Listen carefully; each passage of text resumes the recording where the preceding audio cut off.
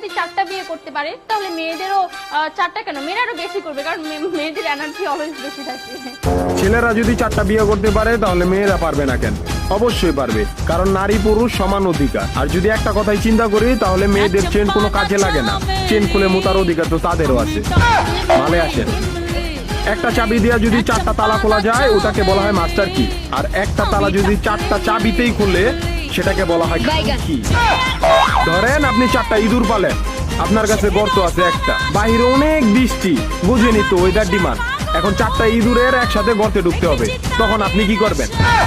ধরলাম উপরে নিচে মিলাই আরো 2টা আছে, হ্যাঁ, তাহলে 4 নাম্বার ইঁদুরটা কই যাবো? কানের ফুটা দা না নাকের ফুটা দিয়া? হ্যাঁ, তার মধ্যে মাসের মধ্যে 7 দিন থাকে লকডাউন।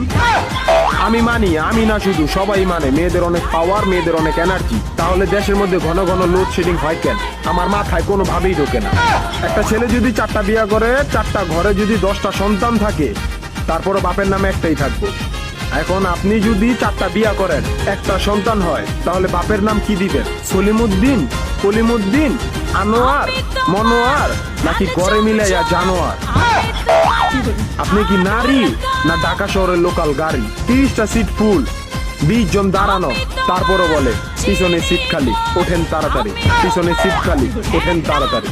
শুধু এই সমস্ত মেয়েদের কারণে পুরা নারী জাতির সম্মানহানি হয়।